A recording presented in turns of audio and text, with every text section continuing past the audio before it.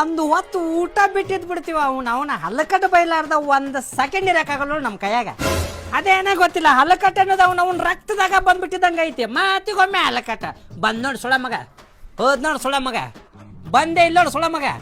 ಅಕಸ್ಮಾತ್ ಏನ್ರ ಅಲ್ಲಿ ದಕ್ಷಿಣ ಕರ್ನಾಟಕ ಸೈಡ್ ಹೋದ್ವಿ ಅಂತಂದ್ರೆ ಸುಳ ಮಗ ಅಂದ್ಬಿಟ್ರೆ ಸಾಕು. ಮೈ ಗಾಡ್, ಸುಳ ಮಗ ಅಣ್ಣರ ನಮ್ಮ ಕಡೆ ರಾಷ್ಟ್ರ ಪ್ರಶಸ್ತಿ ಕೊಟ್ಟ ಅಂದ್ರೆ ಸುಳ ಮಗ ಅಂದ್ಬಿಟ್ರೆ ಅವ ನಮಗ್ ಹಿಂಗ ಬಾಳ ಚಡ್ಡಿ ಅಂತಂದ ಅರ್ಥ್ರಿ.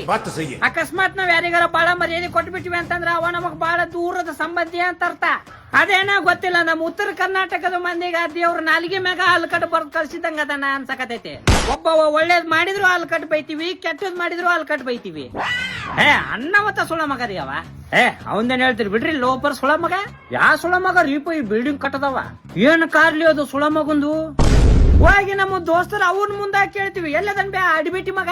ಅವ್ರವ್ವ ಇನ್ನು ಮಕ್ಕೊಂಡ್ ನೋಡಪ್ಪ ವರಾಡಿ ಒಟ್ಟ ಹೇಳವಲ್ಲ.